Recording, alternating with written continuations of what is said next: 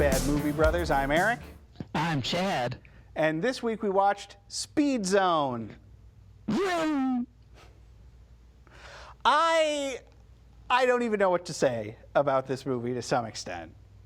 Hey, there's a good cast in this movie. This movie has maybe the greatest cast of any movie we've ever done. A ton of Bad Movie Brothers alums are in this movie. Indeed. Because you had John Candy, John Schneider from Night of the Twisters. Yep. John Candy from Boris and Natasha. Sherry Belafonte from The Midnight Hour. Oh, man, you're going deep. And Tim Matheson from Dreamer Ah, yes. was in this. And that is the tip of the star iceberg for this thing. Matt Frewer There you go. of Max Headroom fame.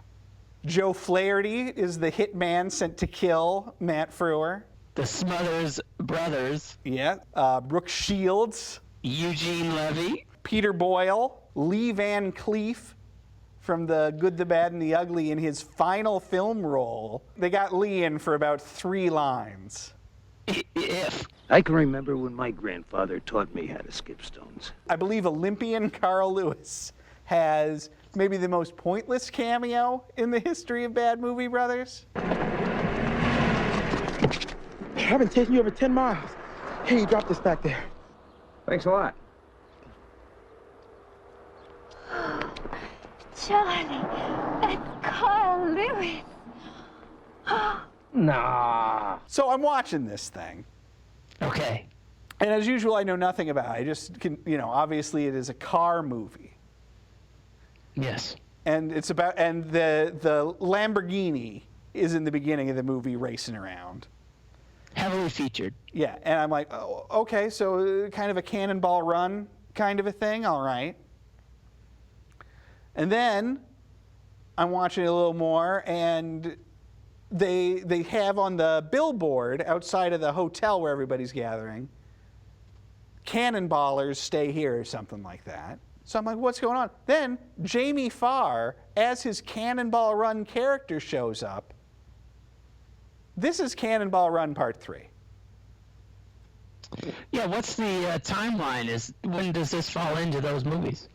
How does this fit into the Cannonball verse? Yeah. Timeline-wise, I mean, like, release dates. Well, this movie came out in 1989. Oh. I am unaware. I cannot say for sure when Cannonball Run and Cannonball Run 2 came out, but I would say like 79 maybe for the first one, and then like 82, 81, 82 for the second one.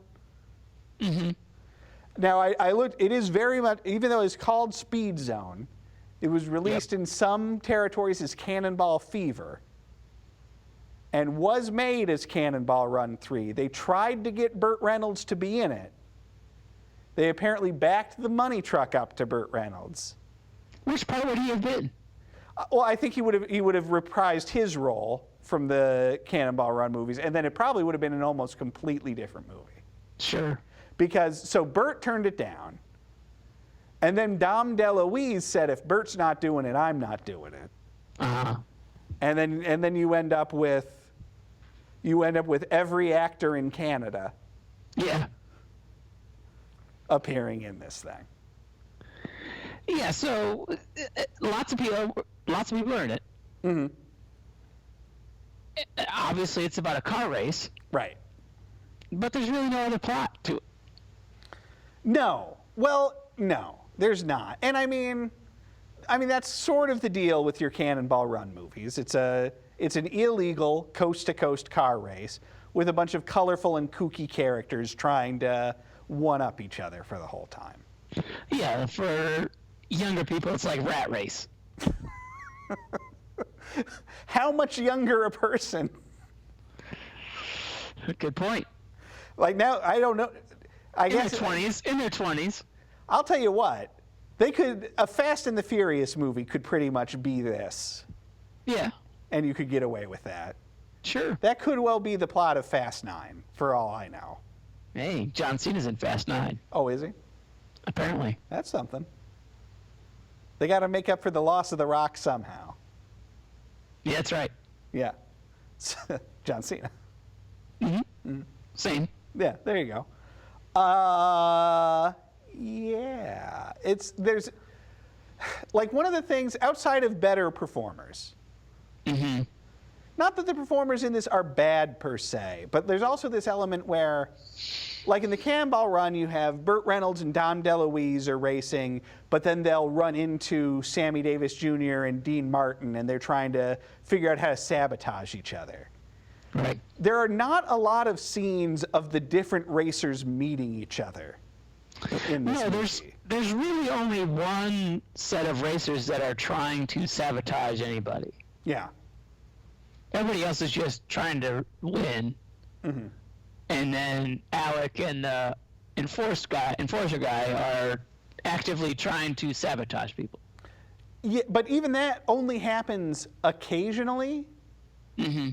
There is a pretty good scene where in as you already pointed out, the Lamborghini Countach is featured heavily in this movie.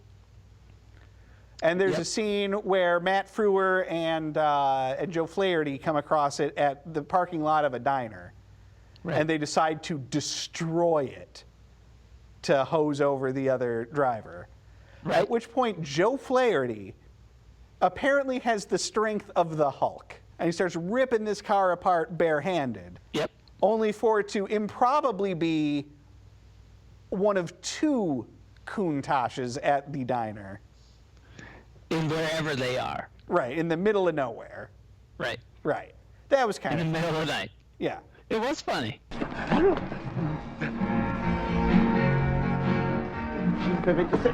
I think they cheated me.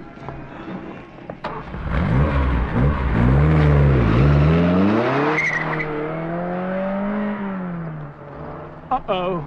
As far as what exactly is happening with him, I don't know that I ever really caught it. He was in bad with the mob or something, and they have sent Joe Flaherty there to kill him. But then Joe Flaherty Matt Frewer convinces Joe Flaherty that if they win the race, they can split the money and he can sort of buy off the hitman. Correct. I guess. Which is about as much story, is probably more story than any of the other racers have. Yeah. Like all of those, there's no Jackie Chan, there's no Roger Moore thinking that he's James Bond and racing in this or anything like this. There's just a handful of racers and not a lot going on. There were so many random storylines that happened that I didn't know how they happened, but I found myself watching them. Sure. For instance, John Candy and the lady are in the car, and all of a sudden there's like a truck trying to hit them. What is that guy trying to do? I missed how that started, where that came from, what was going on. We clearly need to get into the John Candy of it all. Let's start. The John Candy, first of all, is in his own movie. Yes. Everything that's going on with John Candy's movie has very little to do with the rest of the movie in any kind of way, shape, or form. I agree. John Candy's movie is that he is a put-upon parking lot attendant who works... Wait a second. Wait just a second. Is he really put upon? He gives as good as he gets, I suppose. That's right. That's right. But Eugene Levy is clearly the one in the position of power and money. And this is also one of those weird early Eugene Levy roles where Eugene Levy's just a jerk all the time. You can be so cruel. Why, thank you. Well, let me tell you what. One of the best laughs I've ever heard from Eugene Levy is at the beginning of this movie, and his hair at the same time. His hair is the star of this show. That's a lot of hair. That's an Egon level of hair. Yeah.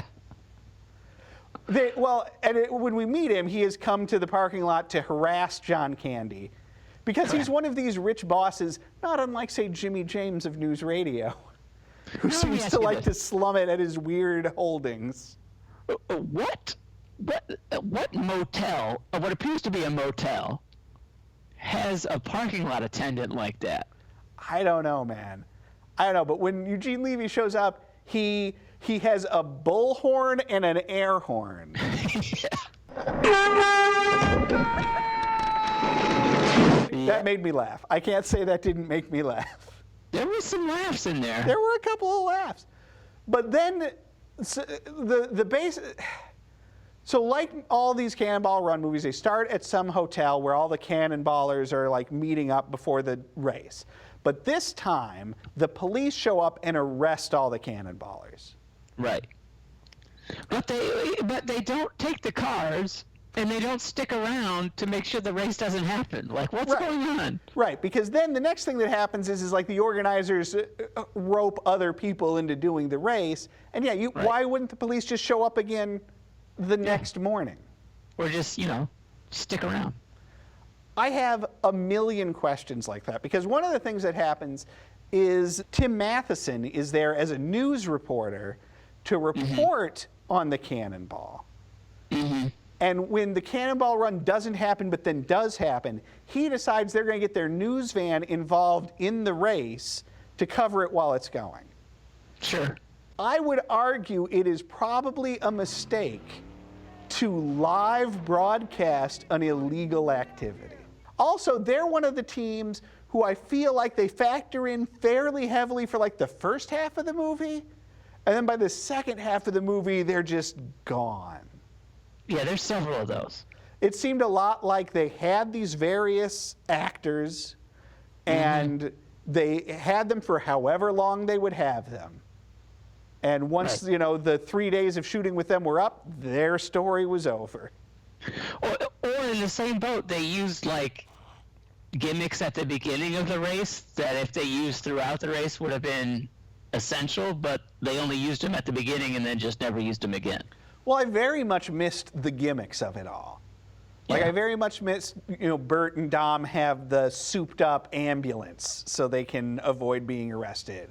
Or Dean Martin and Sammy Davis Jr. are dressed as priests so that when they get pulled over, they can talk themselves out of it. There's really nothing like that going on here.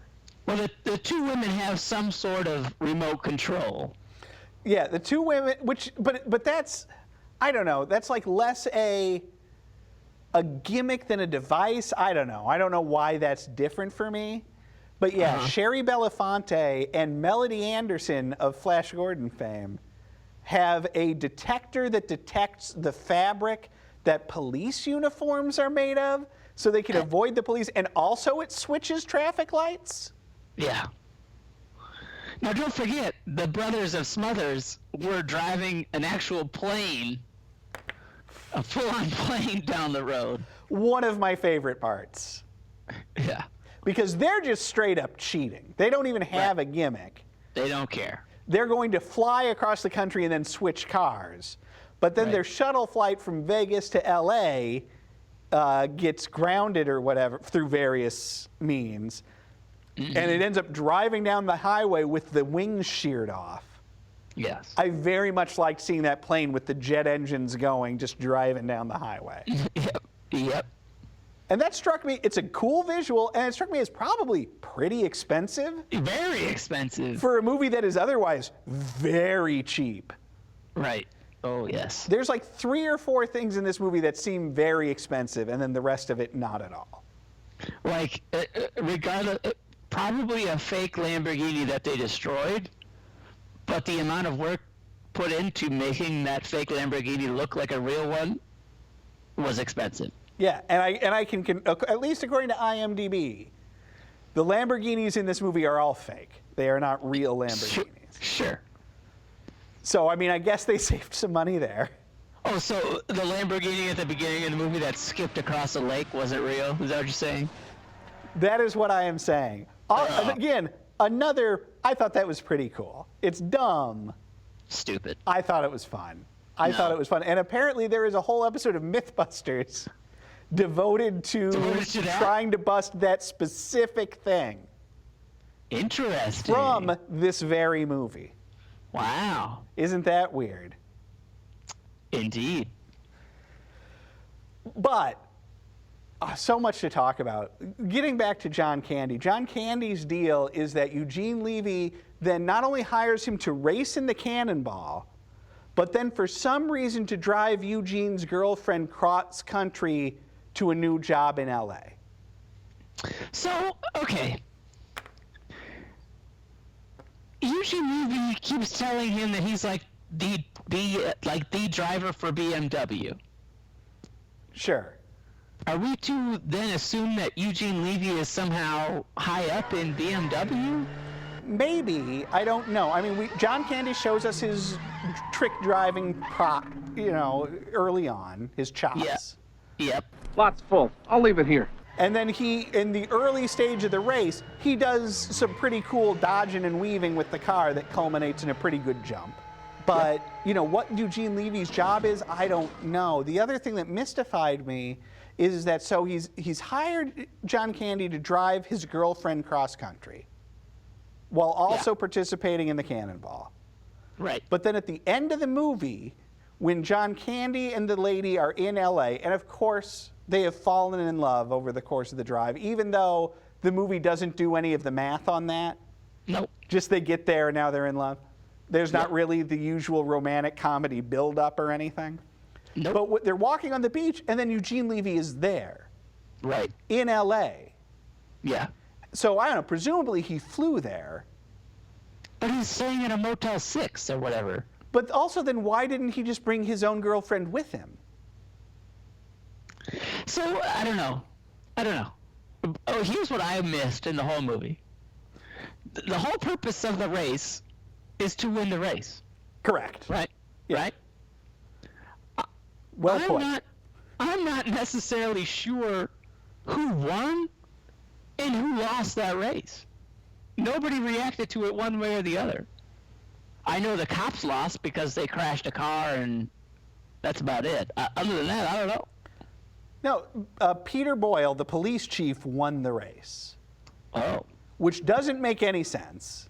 Oh, in the car that Alec had. Right. There's a switcheroo about 2/3 of the way into the movie where Peter Boyle ends up in Matt Frewer's car.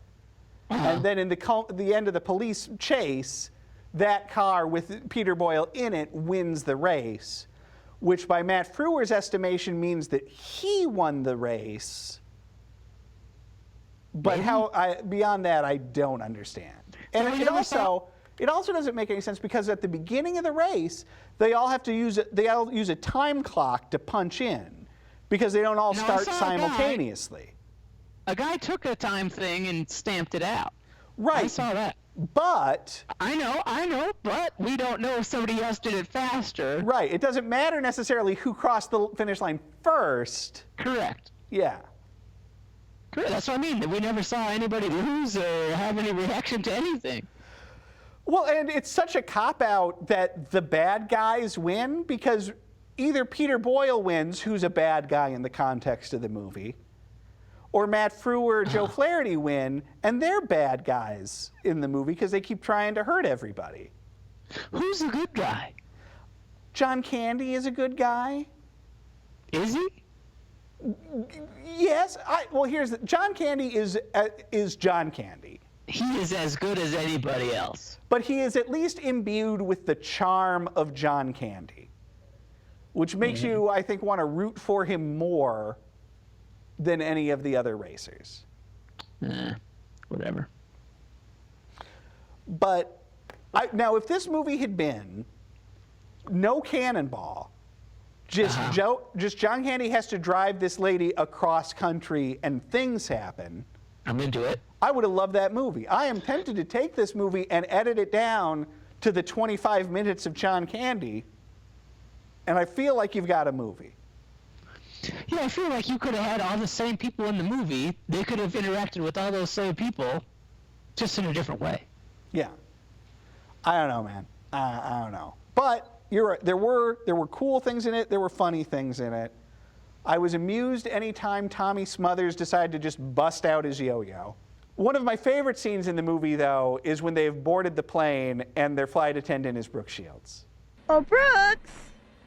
It's Brooke, lady. Not Brooks, Brooke. There is only one of me. That was surprising to me. Especially that she is playing herself. Yes. Who has taken flight attendant work so as to not have to be in bad movies. Yes. She'd rather be a flight attendant than be in bit parts in movies. don't mind me asking, but why, I mean, your work, I mean, what do you, After 4 years of Princeton, my professor suggested I seek higher goals. So I figured, what better place? You know, to keep my face in the public. And besides, I don't want to spend the rest of my life doing bit parts in movies. Oh, it's not that bad. It sounds good to me. Yeah. There's not a lot of information out there about Speed Zone, but I can tell you that Speed Zone was nominated for multiple Golden Raspberry Awards. Which is what? The awards for like the worst movies of the year. The Razzies. Yes, sir. Okay. Brooke Shields won Worst Supporting Actress for her turn in Speed Zone. Yeah, I don't agree with this. My sentiments exactly. I thought she was very funny. I agree. Nor is she even in the movie long enough for it to sustain that kind of a nomination. Agreed. Hey, I'm talking here. Your respect, please. There was some good stuff in that plane. Yeah, With the plane French stuff's pretty gentleman. good. I enjoyed the French gentleman. Look, I'm really not interested. I have no problem with it. It's just not my thing, okay?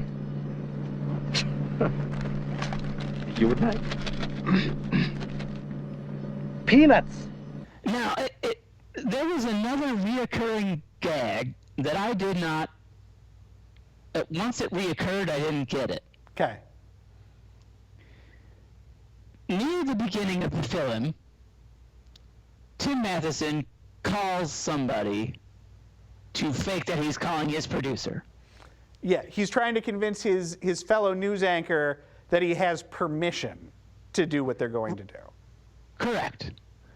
When this happens, I assume it's either his mother or grandmother because he appears to know the number. However, a different character in the movie, much later on in the movie, calls the same woman again. This is Chief Spiro P. Edsel calling. I want everybody to drop what you're doing and head immediately to the Santa Monica Pier. Is that understood? Yes, I understand.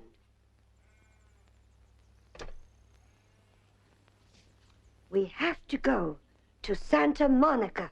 Yeah, no, it wasn't particularly funny. No. No. And I thought it was funny at first. Right, yeah. It would that's his have been mom. funnier if they just done it the first time. Right. Yeah, agreed. Agreed. I'm looking to see if I have other things to tell you about this movie. I can tell you that Donna Dixon, who plays the woman in the car with John Candy, doing the atrocious Marilyn Monroe accent. They say a lot of people commit suicide in their cars. They just go out into the highway and drive into the oncoming traffic. They're wham! It's all over. You're a barrel of laughs, aren't you? Oh, I hated it. She is the wife of Dan Aykroyd. Oh. The My wife goodness. of Dan Aykroyd. I can tell you that Roger Ebert gave this movie 0 stars. I thought he did thumbs. On the TV show, he does thumbs. In the newspaper, the stars. Oh, okay. But this movie, for that, did get 2 thumbs down. Sure. And Speed Zone has never been released on DVD or Blu-ray. I think that's the right choice. I'm a little surprised that it didn't just like fill out one of those dumb gift sets of like Cannonball Run and Cannonball 2. Sure, okay. You know? Mm-hmm.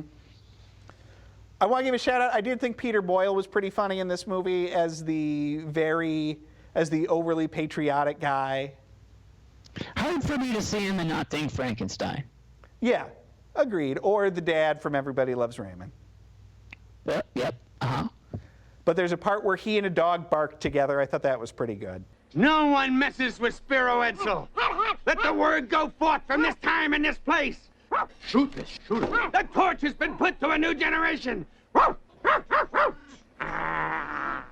got goosebumps. Not bad. This movie has a lot of passing montages in it, where the car racing boils down to 2 guys trying to pass each other on the highway. They do that more than once. Doesn't lead up to anything. No. The one time I liked it though was there's a part where the guy driving the Lamborghini is trying to escape the police. Oh, here we go. He gets in front. There's two semis in both lanes. Yes. He drives around. He gets in front of the semis and then back behind them to lose the cop car. Correct. And then in a pure Smokey and the Bandit move. Yes, because one of the trucks is a car carrier. Yes. He gets on the CB radio. Yeah, ride him, cowboy. This is Red Dog on your tail. Trying to lose a Smokey. Can you help me out? And gets the car carrier to lower the gate so he can drive up onto it. Right. Pretty cool. And then Good, really solid punchline. The cop has also driven up onto the car carrier.